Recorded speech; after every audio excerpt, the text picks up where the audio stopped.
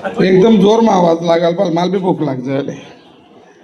भारत माता की वंदे, जय जवान। महाराष्ट्राचे कुलभूषण छत्रपती शिवाजी महाराज, विश्ववंदनीय परमपूज्य डॉक्टर बाबासाहेब आंबेडकर, महात्मा ज्योती, महात्मा क्रांती, महात्मा ज्योतिबा फुले, हिंदू सूर्य, चित्तोडगढ़ नरेश, महाराणा प्रतापजी, माता रमाई, माता भीमाई, माता गौतमी, माता प्रजापती, माता जिजाऊ, माता सावित्रीबाई फुले यांच्या त्यागाला प्रथम पंचांग प्रणाम करतो। आज आपल्या या आदर्श नगरीमध्ये 22 वर्ष सीएचएम या पदापासून जर आलेले असतील भरत महाजन सर यांनी 7 मार बटालियन मध्ये 22 वर्ष खंतड प्रवास केलेला आहे, पुनर्जन्म झालेला आहे, म्हणून जोरदार टाळ्या वाजा, म्हणजे तुमच्याकडनं स्वागत पावचेल। कारण 22 वर्ष 22 दिवस फक्त परिवारापासून दूर राहून बघा, मग कळतं म्हणे माय कशी होई, मना पोरे कसा होतील, म्हणे बायको कशी होई। आणि 22 वर्ष हा 22 वर्षाचा विषय मी तर काही अर्ध्या तासात मांडू शकत नाही, पण तुमच्या समोर एक वेडेवाकडे सैनिकाशी गोड काही कडू अनुभव असतात ते मांडणारे फक्त 24 वर्ष, अजून 2 वर्ष वाढले म्हणून अजून दादा टाळ्या वाजा। 2 वर्ष 24 महिने म्हणजे बापरे। आमचे रमाप्पा आदरणीय सन्माननीय कार्यसम्राट आमदार मंगेशदादा चव्हाण यांचे पितृतुल्य मंचावर यावं आणि मंचाची शोभा वाढवावी अशी मी अण्णांना विनंती करतो। तर 24 वर्षाचा हा खंतड प्रवास आज मी तर काही अर्ध्या तासात मांडू शकत नाही, पण सैनिकाच्या जीवनामध्ये ज्या घडामोडी झालेल्या असतात, कडू आणि गोड अनुभव आलेले असतात, मी आपल्या समोर मांडणार आहे। त्या अगोदर आलेले अतिथी देवो भव यांचं मी माझ्या पद्धतीने शब्दसुमनांनी स्वागत करतो। ईश्वर मोरे साहेब, ब्लॅक कॅट कमांडो जळगाव आणि जवान किसान फेडरेशनचे अध्यक्ष, सदैव गोरगरिबांच्या हितासाठी धावणारा हा चेहरा, आता जरी पाटोंदे गावाचे रहिवासी असले पण जळगाव मध्ये कार्यरत आहेत, वंदन करतो। उत्तम सिंग निकुम म्हणजे बंडू नाना पाचोऱ्याची आमची मुलुक मैदान तोप, LIC SBI चे जीवन पॉलिसीचे सर्व काही कामं ते बघतात आणि जीने के बाद भी मरने के बाद भी असे कामं त्यांचे आहेत। संदीप दादा चव्हाण मंचावर हजर आहेत। फौजी डाब्याचे मालक, भाई मराठा बटालियनचे रणबाकुरे आणि कारगिल योद्धा आमचे संदीप दादा मंचावर आहेत। गोविंदांना वाघ, 8 मार PVC बटालियनचे रणबाकुरे मंचावर आहेत। सोनू बाप्पू महाजन, सैनिकांची आस्था, सैनिकांचे हृदय सम्राट, हिसाब रोकडान प्रेम चोपडा आमचे सोनू बाप्पू, आमचे आबासाहेब पैलवान, गावाचे डेप्युटी सरपंच सर्व पद भूषवणारी व्यक्तिमत्व इथे हजर आहे। आमचे अजय पाटील माझ्या बरोबर, माझे स्क्वॉडी रिटायर होऊन आता सध्या पोलीस भरती करून ते चाळीसगावच्या शहर पोलीस स्टेशन मध्ये काम करतात। वॉरंट ड्युटी त्यांच्याकडे आहे। आमचे जवळचे माणसं असली तर सांभाळून घेत जा साहेब, साहेब समोर बसलेत। तसेच उन्मेष दादा पाटील साहेब हे देखील इथे हजर आहेत। दत्तात्रय शांताराम पाटील, गाव जिवारडी तलाठी आप्पा आमचे गुरुवर्य मार्गदर्शक देखील इथे आहेत। भाऊसाहेब पाटील बोरखेडा माझे गुरुवर्य सध्या दारूबंदी खात्यात चांगल्या ठिकाणी पोजवर आहेत आणि आताच त्यांना थोड्या वेळापूर्वी फोन करून काहीतरी आम्ही सांगितलं, त्यांनी आमचा मान ठेवला आणि पुढचा कार्यक्रम करू असं मला देखील आदेश केला। भाऊसाहेब पाटील साहेब इथे हजर आहेत। अधिकार पाटील साहेब इथे हजर आहेत। नितीन पवार साहेब हे CRPF देखील हजर आहेत। मंचावर असणारी शोभा आमचे माजी पंचायत समिती सभापती संजू तात्या असतील, आबासाहेब पिंटू, संजय भास्कर पाटील असतील, सर्व मंडळी इथे हजर आहेत। सर्वांचं नाम घेतलं पाहिजे पण पुढचं बोलायचं राहील। सर्वांचं शब्दसुमनांनी नावं घेतलेल्यांचं मी स्वागत करतो। आज मला सांगा 24 वर्षाचा प्रवास आणि रोकडे साहेब, सॉरी आमचे माजी सैनिक रोकडे साहेब यांनाही वंदन करतो। मूच आहे तर सबकुच आहे असे आमचे गुरुवर्य मार्गदर्शक मागे बसलेले आहेत। नाव कोणाचं जरी सुटलं असेल तर मी माफी मागतो। तर प्रसंगाभावी 24 वर्ष करून आज आपल्या मायदेशी या मातृभूमीमध्ये महाजन साहेब आलेले आहेत। तुम्हाला माहिती आहे आर्मी मध्ये जाणारा कोण असतो? शेतकऱ्याचा पोरगा असतो, शेतकऱ्याचा पोरगा असतो। आज टाटा, अंबानी, अदानी बरेचसे नावं आपल्या टीव्हीवर येत असतात, एकाचा तरी पोरगा आर्मीमध्ये पोलीसमध्ये आहे का? फक्त कोणाचा आहे? शेतकऱ्याचा आहे. तो बाप त्या काळ्या मातीशी लढत असतो, ह्या पावसाला येरे रे पावसा म्हणत असतो आणि त्याचाच मुलगा तिकडे बाँड्रीवर प्रहरी असतो. तर जय जवान जय किसान हा नारा लाल बहादूर शास्त्रींनी भारताचे प्राईम मिनिस्टर असताना दिला होता. तर तो नारा सक्सेस आहे का? की 2.5 वर्ष आपल्या घरामध्ये आपण होतो केव्हा 2020 केविडी सारखी परिस्थिती आपल्यावर होती. नातेवाईक कोणाला ओळखत नव्हते, मुलगा बापाला कांदा देऊ शकत नव्हता, हॉस्पिटल मधली बॉडी स्मशानात जायची आणि तिचा अंत्यविधी व्हायचा. म्हणजे माणसाने माणुसकी सोडली. भगवंताने दाखवून दिलं की कोणी कोणाचं नसतं, ज्याचं अस्तित्व जिथे लिहिलेलं असतं ते त्याला मिळतं आणि जसं त्याच्या नशिबात. केविड सारख्या 2 वर्ष या परिस्थितीमध्ये केविडने आपल्यावर थैमान घातली. निश्चित रूपी तुम्ही मला सांगा, तुम्ही मी नोटा खाल्ल्या का? सोनं खाल्लं का? मोती खाल्ले का? काय खाल्लं? ते अन्न खाल्लं असेल. ते अन्न कोणी पिकवलं होतं? फक्त माझ्या शेतकरी राजाने पिकवलं आणि माझ्या शेतकरी राजाच्या मालाला आणि त्याचा सन्मान हा झाला पाहिजे. नाही तर म्हणे बहिणीला 2000 भेटतील, म्हणे मायले भेटतील, म्हणे मायला 2000 हप्ता पडणार नाही. आणि ते 2000 ची लालच नका दाखवू. शेतकऱ्याच्या भावाला 10,000 कपाशीला भाव द्या ना. जर तुमच्या जम असेल तर 10,000 रुपये कपाशीला भाव द्या. ते 2000 ची आम्हाला भीक नको. ती भीक नाही. स्पष्टपणे वक्ता आबासाहेब म्हणून बोलतो. मला हेच सांगायचं आहे, सरकारला जर शेतकऱ्याची त्याच्या परिवाराची काळजी असेल ना तर 10,000 कपाशीचा भाव दिला पाहिजे.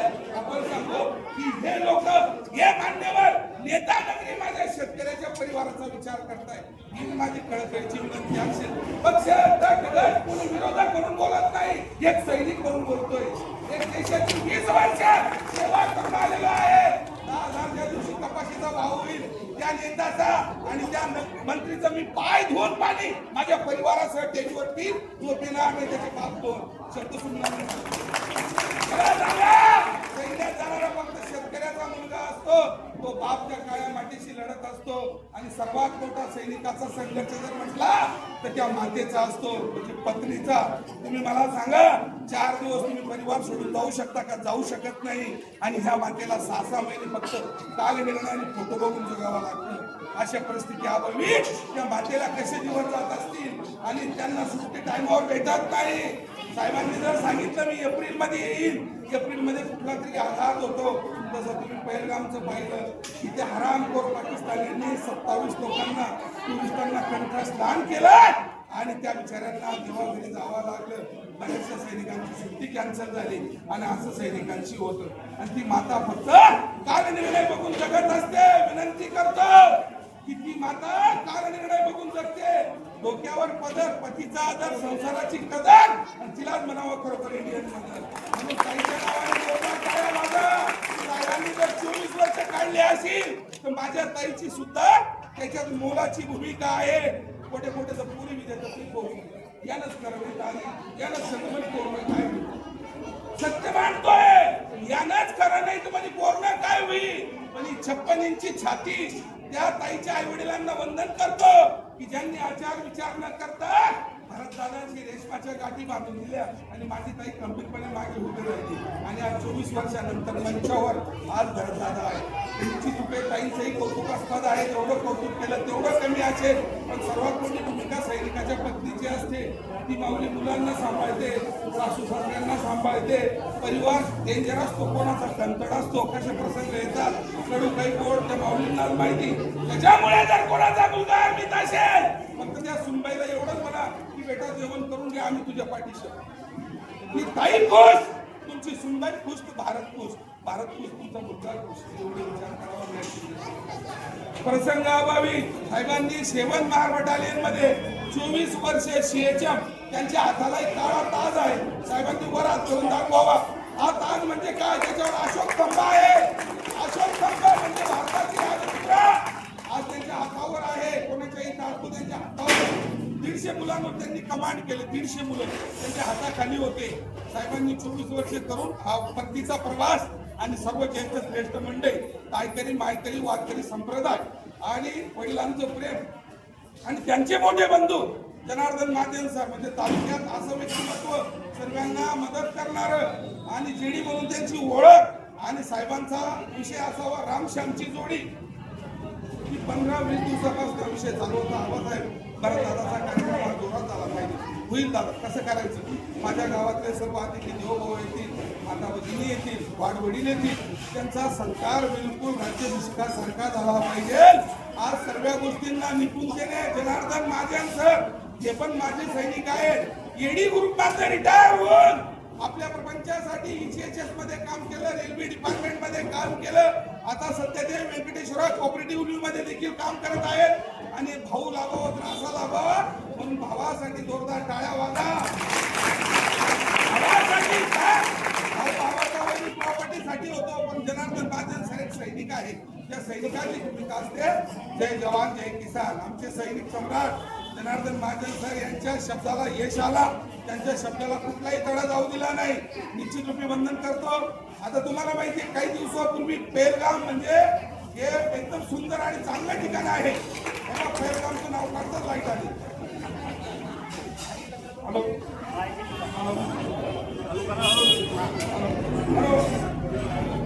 हॅलो, पेलगामचं नाम काढतात लाईट आली, कारण तो नरसंहार तुमच्या समोर मला मांडायचा आहे. कारण तिथे जाणारे कपल्स होते, काहींचं लग्न होऊन फक्त 7 दिवस झाले, कोणाचे 10 दिवस झाले. नेव्हीचा एक अधिकारी होता, तर त्या हरामखोरांना काय ती अक्कल, ती जाऊ द्या, तिथे काय असेल नसेल. मी बोललो होतो, मग अजून असा विषय झाला, पण त्यांनी मारलं, ते मेले, दारातीर्थी झाले. मला सांगा 7 दिवस फक्त लग्नाला झाले होते, 2 कपल्स होते. तर मला सांगा काय परिस्थिती असेल. तर तुम्ही सांगता बदलालो बदलालो, सर्व भारत म्हणत होतं बदलालो बदलालो, प्रत्येकाची पोस्ट, प्रत्येकाचं स्टेटस बदलालो. बदला घेणार कोण असतं? सैनिक असतात. आणि तो सैनिक जर चुकला आणि त्याला जागा नसली ना, आपण सीट बी देत नाही बसायला. मग तो बाथरूम जो पन्ने आतरतो ना, आपली प्रवास यात्रा करतो. मग तुम्ही जर सैनिकाला सांगता बदलालो बदलालो म्हणजे काय? की पाकिस्तान मध्ये जाऊन बदलालो आणि बदला घेतला. ऑपरेशन सिंदूर, ऑपरेशन महादेव झालं, पण महाराष्ट्राच्या लोकप्रिय खासदार प्रणितीताई शिंदे सांगतात की ऑपरेशन सिंदूर तो एक तमाशा आहे. तर त्या ताईला म्हणा फक्त 24 तास जाऊन दाखव, मग तुला कळेल की तमाशा काय असतो. शालिक शांताराम आहे का कल्पना कोचुरे, मग तुला कळेल की ऑपरेशन सिंदूर तमाशा आहे. प्रणितीताई शिंदे संसद मध्ये बोलल्या, पण ताईंना म्हणा आर्मीवर राजकारण होत नाही. आर्मीमध्ये पण आर्मीवर राजकारण केलं जातं. तू आर्मीवर काही राजकारण तापवू नको, कारण ताईंचं बोलण्याचे शब्द आणि तिचं ते सर्व स्टेटमेंट चुकलेली आहे. म्हणून ताई आता खासदार जनतेने बनवलेली आहे.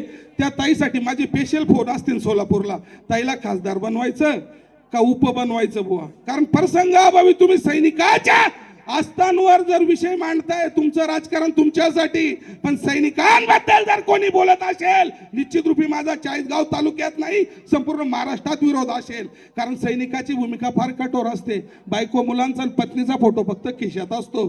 जेव्हा आपल्याकडे होळी दिवाळी 12 महिन्याचे 12 सण असतात, आपण गोड धोड पोळी पुरण खातो, पण त्या बिचाराला ते नसतं. तुम्ही इकडे फटाकडे फोडता, तो गोळ्या चालवतो आणि आपली आठवण घराची आली का तो फोटो पाहून रडून घेतो आणि समोरल्यांसमोर रडू सुद्धा शकत नाही. मनासारखं जर रडा लागणार, तुम्ही काय म्हणतात, या आरामखोरने नोकरी करा जीव वरी राहील म्हणून रड राहिला. अरे पण तसं नाही, त्याला पण परिवार आहे, आई आहे, वडील आहे, मुलं आहे, पत्नी आहे, भाऊबंदी आहे. तर त्यावेळेला रडू आल्यानंतर तो फोटो बघून घेतो, रडून घेतो आणि तो फोटो केशात ठेवून घेतो. तर सैनिकाची परिस्थिती ताईला समजायला पाहिजे. ती म्हणते ऑपरेशन सिंदूर तो एक मजाक आहे. आणि 6-6 महिन्याचं फूड पॅकिंग डब्याचं कुठे खावं लागतं?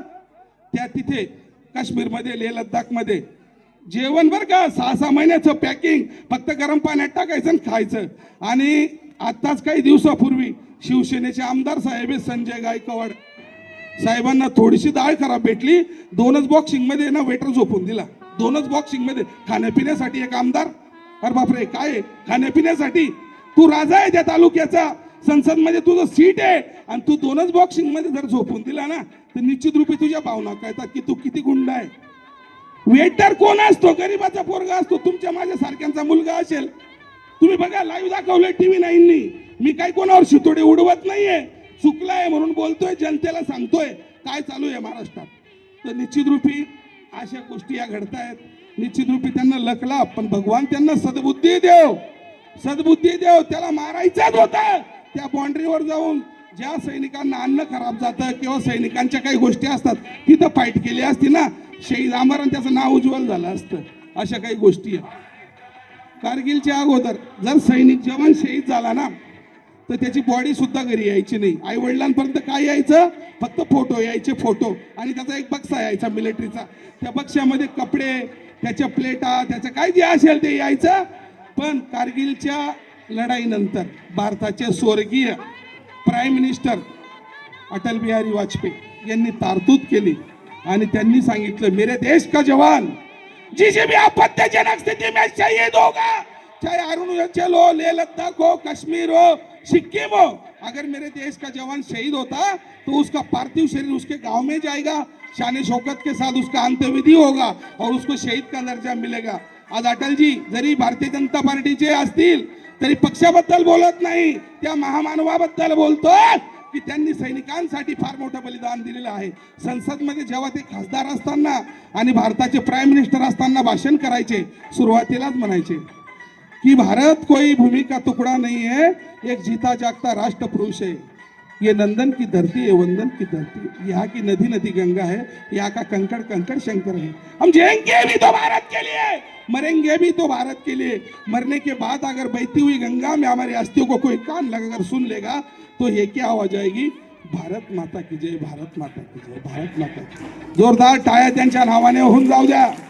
अटल बिहारी वाजपेयी या भारतीय जनता पार्टीचा एक सिंबल आणि नॉलेज, त्यांनी भारतीय सैन्यासाठी खूप काही केलेलं आहे. म्हणून मी नतमस्तक होतो. तर प्रसंगाअभावी त्यांना हे भारी बाती माहिती होतं की सैन्यामध्ये जाणारा कोण असतो, फक्त शेतकऱ्याचा मुलगा असतो आणि बाप त्या कायम मातीशी लढत असतो. तुमच्या 4-5 किलोमीटरवर माझं छोटंसं गाव आहे तरवाडे पेठ. तरवाडे पेठचं मी एक गरीब आणि आदर्श नागरिक आहे. माझे वडील वारले 2014 मध्ये. मी काश्मीरला होतो, गुलमार्ग साईडला. फक्त मला वडील 5 मिनिटासाठी दिसले. 2.5 दिवस बापाची डेड बॉडी त्या काचेच्या पेटीत होती. तर आज आपल्या गावात एक मोठं उदाहरण आहे. अण्णासाहेब जानराव यांचे सुपुत्र BSF मध्ये आहेत. आज दादा इथे हजर असतील. वडिलांचा अंत्यविधी भेटत नाही हो. हे सैनिकाचं मेन बलिदान आहे. हे बलिदान विचार केला पाहिजे. मी इकडच्या तिकडच्या रामकान्या किंवा गप्पा सांगत नाही. साहेब इथे हजर आहेत का? साहेब आले होते माझ्या समोर. जानराव साहेब BSF मध्ये कार्यरत आहे. संजू सोनू बाप्पू, त्यांना वडिलांचा पार्थिव आणि अंत्यविधी जर भेटला नाही तर मग हे कमवून कोणासाठी कमवायचंय? ज्याने जग दाखवलं पितृतुल्यला जर तो शेवटच्या क्षणी भेटू शकत नाही तरी सैनिकाची भूमिका असते, सैनिकाचं बलिदान असतं. तुम्हाला मनासारखा म्हणतस फौजी सुट्टीवरून नका त्यास ना डोळ्याला जातस, त्या दारू पितस, मोटरसायकल चालवतस. तो या परिवारापासून 6-6 महिने दूर असतो, त्याला झोप भेटत नाही म्हणून त्याचे डोळे लाल राहतात. 24 तासापैकी 4 तास झोपतो आणि 22 तास 20-18 तास नोकरी करतो, त्याचे डोळे लाल राहणार आहे ना हो. त्याच्याबद्दल तुमच्या मनात गैरसमज आहे. 6-6 महिन्यानंतर तो येतो आणि त्याच्याच बाजूला तलाठी आप्पा, ग्रामसेवक, शिक्षक साहेब सर्व राहतात. संध्याकाळी बायको मुलं डाबेली खायला जातात आणि ती माता फक्त काल निर्णय बघते. तर सैनिकाच्या पत्नीची आणि त्याच्या परिवाराची परिस्थिती वाईट आहे आणि खूप कंटळ आहे. आज मंचावर भरतदादांची वडील आहेत. काका आज आमच्यात आहेत. मातोश्री स्वर्गवासी झालेल्या आहेत. वडवडिलांची मान आहे.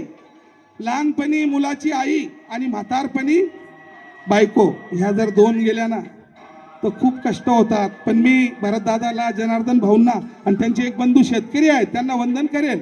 काकासाहेबांना जसं मंचावर तुम्ही बसवलेलं आहे, त्यांच्या गळ्यात फुलमाळा टाकलेली आहे, तसं शेवटपर्यंत त्यांना सांभाळो. ताई साहेबांना विनंती करतो, कारण 2 पुत्र ज्यांनी असे जन्माला घातले, त्यांनी या तालुक्याचं, पाटोंदे गावाचं नाव मोठं केलं, भारत मातेची सेवा केली. निश्चित रूपी पुत्र असावा असा गुंडा, त्याचा 3ही लोकी झेंडा. तर निश्चित रूपी त्यांचं जेवढं कौतुक मी केलं असेल तेवढं कमीच आहे. आणि आज संजू तात्या आहेत, रमाअण्णा आहेत तुमच्या समोर. मी बोललं म्हणजे सूर्यासमोर पंथी लावण्यासारखं आहे. पण सैनिकांचे फक्त तुमच्या समोर अनुभव मांडतोय. माझ्यापेक्षा इथे चांगले अभ्यासू वक्ते आहेत, पण सैनिकांचा हा कार्यक्रम आम्ही चालू केलेला आहे. सैनिकाला, सैनिकाच्या परिवाराला मान सन्मान मिळाला पाहिजे. आज माझ्या दादाची, भरतदादाची 24 वर्षाची जी थकान बागान आहे, माझ्या ताई साहेबांचा जो विषय आहे, चला, सरांचा आदेश होता, भरपूर काही मांडायचं होतं, पण अजून 2 मिनिटं घेईल. एक छोटासा दृष्टांत सांगतो. सियाचीन ग्लेशियर जर म्हटलं सर, मग सियाचीन ग्लेशियरला मला अजून 15 मिनिटं लागतील, कारण तिथलं ते मायनस टेम्परेचर, हातपाय. सियाचीन ग्लेशियर मधला एक पाटील अमित वाकडी गावाचा सुपुत्र, सियाचीनचं नाव काढलं म्हणून सांगतो. दादांच्या पायाला बर्फ लागला, पाय अधिकाऱ्यांनी सांगितलं अमित तेरा पैर काटना पडेगा, पण पाटील माणूस न घाबरना, क्षत्रिय वंशम कुलावंशम, छत्रपती शिवरायांचे मावळे. अमित दादांनी सांगितलं माझा पाय तुम्ही कापू शकत नाही. पाय कापला नाही. चिलबिलन नावाची बिमारी झाली. जिल्हा परिषद सदस्य आमचे सर्वांचे लाडके तात्यासाहेब भोळे यांनी मंचावर यावं अशी मी सर्वांच्या वतीने विनंती करतो. तात्यावरती या तात्या. तर आम्ही दादा शेवटी आपल्यातनं गेले आणि वाकडी गावात तो फार मोठा कार्यक्रम आम्हीच केला होता. तर प्रसंग अभावी एक छोटासा दृष्टांत सांगतो आणि माझं भाषण संपवतो. एकदा एक फार मोठं जंगल असतं आणि त्याच्या बाजूला एक आदर्श गाव असतं. त्या गावामध्ये खूप सुखी संपन्न ते गाव नांदत असतं आणि 4 दिवसापासून पाऊस चालू असतो. तर एक गरीब कुटुंब असतं. त्या कुटुंबाचे 4 मुलं आणि पत्नी भुके असते. त्यांच्या घरात अन्न पाण्याचा दाणा नसतो. मग ते 4 मुलं आणि ती पत्नी म्हणते त्यांच्या पतीला की तुम्ही काहीतरी आणावं मुलांना खायला. मग ते काय करतात, शोधात निघतात शिकारीच्या. आणि एका गुफेमध्ये हरणीचे 3 कालवड आणि एक हरण राहत असते. तर ती हरणीचे कालवड पण 3 दिवसापासून भुके असतात. पाणी थोडं थांबतो आणि ती माता ते अन्न पाणी घ्यायला बाहेर निघते आणि तो शिकारी पण बाहेर निघतो आणि तो एका झाडावर दबा धरून बसतो आणि तो विचार करतो जी बी शिकार पाणी प्यायला येईल मी तिला मारेल आणि माझ्या मुलांना खाऊ घालेल. आणि ही ताई हरण एकदम दब्या पावलांनी जाते, चारा घेते आणि मुलांना घेऊन जाऊ बा. पण तोपर्यंत तो शिकारी पाहतो त्या हरणीला बांध मारतो. त्या हरणीला नेमका एका पायावर बांध लागतो, पण तिच्या तोंडात चारा असतो. पर्यंत तो चारा कुठे घेऊन जाते मुलांना. मग हा शिकारी चालाक असतो, खाली उतरतो. त्या हरणीच्या पायाला बांध लागलेला असतो तर तिचे रक्ताचे थेंब पडलेले असतात. तिचे रक्ताचे थेंब बघत बघत बघत त्या गुफेत जातो आणि त्या हरणीची तो शिकार करतो. मग ते हरण म्हणते त्या मुलांना आणि त्या शिकाऱ्याला की शिकारी तू एवढा डेंजरस नाही, तुझा बाण एवढा डेंजर नाही, तुझ्या बाणाने मला काही केलं नाही, कोणीच मला काही केलं नाही. पण माझं रक्त तिथून जेव्हा पडत पडत त्या गुफेत आलं होतं तर मला माझ्या रक्तानेच बसवलं. माझं रक्त जर पडलं नसतं तर तू इथपर्यंत आला नसता. म्हणून माझा सांगायचा दृष्टिकोन, भावाभावाबद्दल प्रेम ठेवा, रक्ताने रक्ताशी धोका करू नका. खास करून सैनिकांचा विषय तर खूप अवघड असतो, दुनियादारीपासून दूर असतो. बाकी याच्यावरून तुम्हाला उदाहरण समजलं असेल माझं बोलायचं म्हणणं. आपसी प्रेम ठेवा. तुकाराम महाराज आपल्या अभंगात म्हणतात, महापुरे येती तेथे झाडे वाती, पण लवाई वाचती, शुद्ध बीजा पोटी फळ रसाळ गोमटी. तर या प्रसंगाचं म्हणणं असं आहे की जर आपण ताट असलो तर झाडासारखे वाहून जाऊ आणि ती लवाई माऊली गोंडा टाकून देते तर ती वाचून जाते. तर महापुरे येती तेथे झाडे वाती, पण लवाई वाचती, शुद्ध बीजा पोटी फळ रसाळ गोमटी. बरंचसं बोलण्यासारखं आहे. सर्व मान्यवरांना वंदन करतो. त्रिदल सेना, जय जवान ग्रुप, खानदेश रक्षक ग्रुप आणि पाटोंदे गावाचे सर्व आजी माजी सैनिक आलेले सर्व मान्यवर लाख मोलाचे आदरातिथ्य करतो. शब्दसुमनांनी स्वागत करतो. माझ्यासारख्या सैनिकाचे येडे वाकडे तुम्ही 15-20 मिनिटं काही ऐकून घेतलं त्याचा मी सदैव इथं दिलगिरी व्यक्त करतो. माझ्या डोक्यावर शांततेचा तुम्ही 20 मिनिटं आशीर्वाद ठेवला आणि कुठेही जर तालुक्यात जिल्ह्यात कार्यक्रम असेल आपलं लेकरू म्हणून आदेश करा. त्या कार्यक्रमाला माझी टीम, मी स्वतः गाडी हजर राहू आणि त्या कार्यक्रमाची शोभा वाढू हे सांगतो. थांबतो. जय हिंद, जय महाराष्ट्र, जय शिवराय, जय भीम, जय संविधान, जय ज्योती, जय क्रांती.